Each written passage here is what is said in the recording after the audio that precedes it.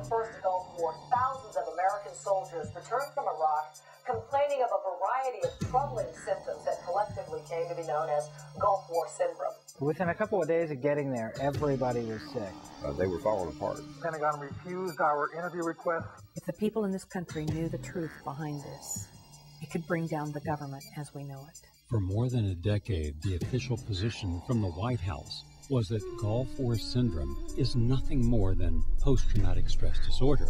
Stress alone can produce a lot of the symptoms that vets are having. It was not PTSD.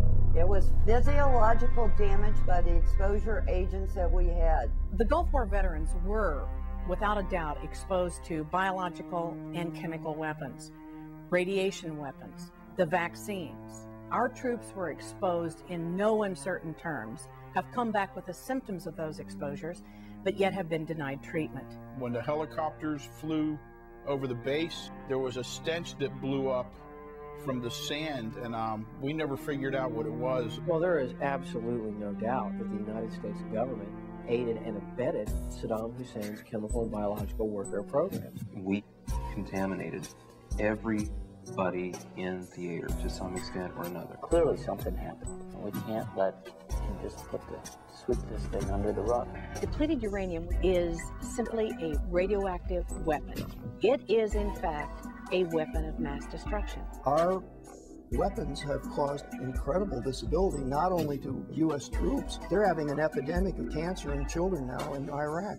The use of uranium munitions has turned Iraq into a sewer, a garbage dump for eternity. The half-life of uranium oxide is more than 15 years. Half of that will still be in your body 15 years after you've inhaled it. So what America is conducting is a nuclear war in the cradle of civilization.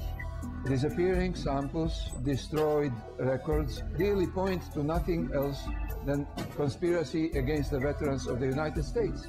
Can you imagine that you're paying for this horrible weapon to be used? My SHAC team gave out 75,000 injections in a 2-week period. One morning I woke up and my ankle was enormous. I have to maneuver to hide it. I don't have any answers for anyone who asks me what's wrong with my leg. You know, I'm young. There shouldn't be anything wrong with me. Researchers say they have isolated an unusual microorganism in the blood of sick veterans. Something needs to be done before my wife dies, before I die, or any other Gulf War vets die. One of the things that we felt all along is that this is one big test, one big scientific experiment to see the results of a weaponized mycoplasma, a weaponized incapacitating biological warfare agent on large numbers of people. Nobody's going to believe how many will be returning ill and how sick they will be. We're going to have a figure that is so high, so off the charts, that nobody in this country is going to believe. When you join the military, there's a belief that you're doing something noble.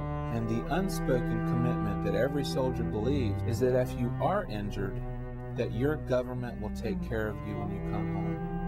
And they will give you everything that they can to bring you back to that place that you were before you went to war and sustained that injury. But what you find out is your war's over. The next war's begun. We have to talk about the new veterans.